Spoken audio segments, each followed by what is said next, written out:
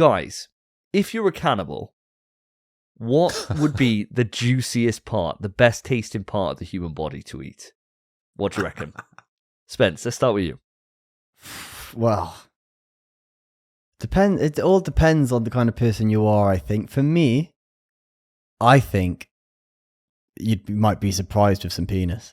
I think it might be quite nice. But failing that, just the other side of you, your arse cheeks as well. I think those two bits go hand in hand, and you could, or hand in mouth, you know? Well, the penis is one of the only types of food you can eat and it grows, right? So it's like a never-ending food, really, depending on how big the guy is. Especially if he's a grower, not a shower. You put it in, you think, oh, this is fine, I can probably swallow this in one. Oh, next thing you know... So it grows inside you. Yeah. You're a little bit peckish when it goes in, but full up by the end of it. Oh, totally stuffed. Yeah, totally stuffed. It's like poking out. Someone's like, oh, sorry, you got a bit of cock showing there.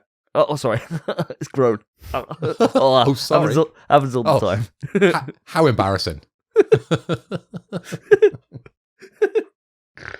But for the rump, mate, I think that's a classic cut, isn't it? You know, like when you get a steak, can't go wrong with a rump. And it is probably like one of the cheaper like steak cuts, but there's nothing fucking wrong with it. And you know, most humans have a juicy arse, so you know you're going to get some weight on that. You don't have to get like, you know, don't have to go and get someone that's been eating cake for 20 years or whatever. You can get somebody that's like a gym bunny or whatever, really like firm arse. You could make something nice out of that. I reckon that's a great shout. Would you eat the bumhole? Yeah, I already do, mate. Or...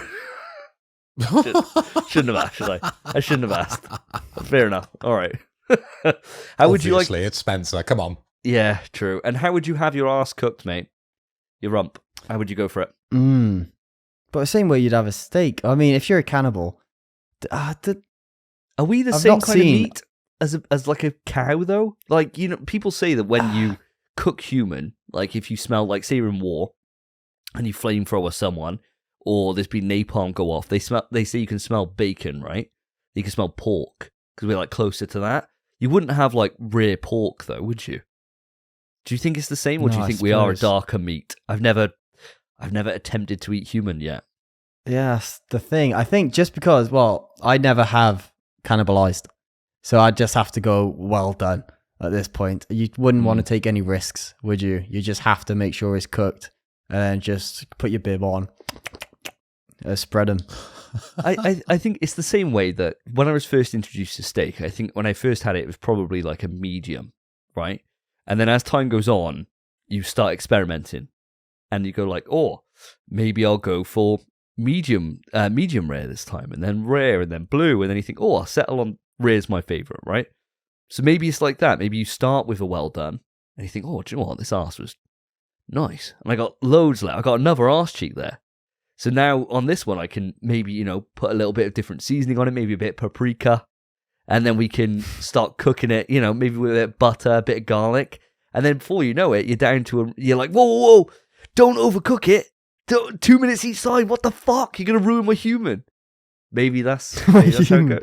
Gonna ruin my arse cheek. Yeah, ruin my You would man. get people looking at you in the restaurant, wouldn't you? Going, he has his human like that. Oh my god. Well done. What are you, an animal? Ugh. What are you? Uncultured. He's clearly never had human before. It would definitely be that kind of pompous thing. So, what are you saying, Phil? Are you agreeing with Spence, or are you choosing a different cut? Well, Spencer's a greedy little bugger, isn't he? He's gone for the cock and the ass. You know, the bum is the obvious choice, isn't it? Especially on some of the girls you see these days at the gym with those leggings.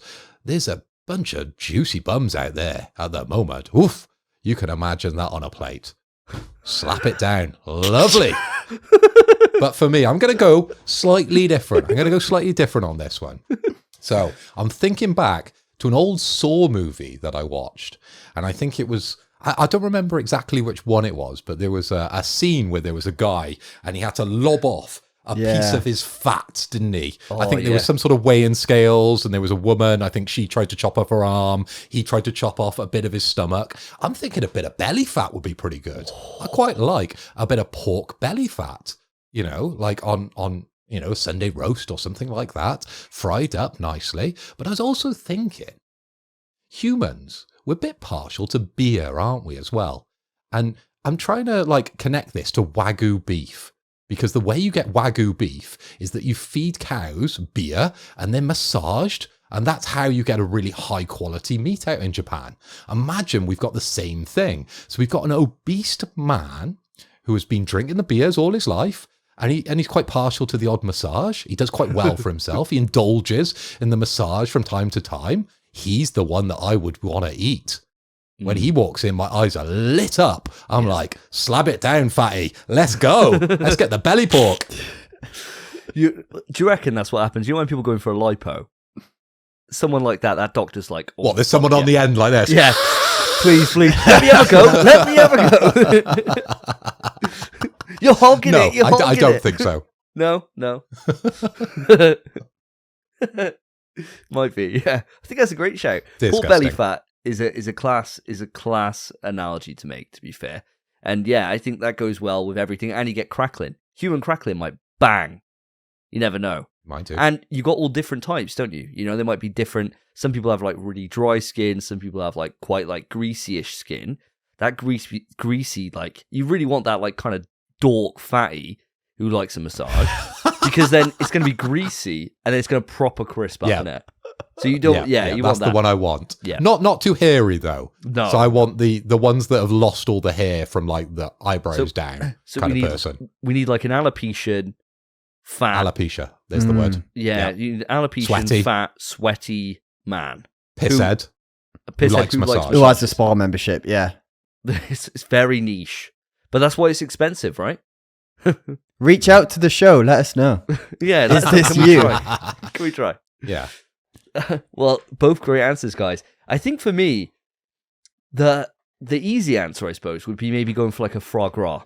So with that, you could just force feed somebody enough that their liver swells up, and then I could eat that. And I'm sure there's not much difference between a man and a goose. I haven't looked to see how different we are as creatures. And sure, foie gras it's horrific, right? It's a really bad thing. Tastes fucking lovely though.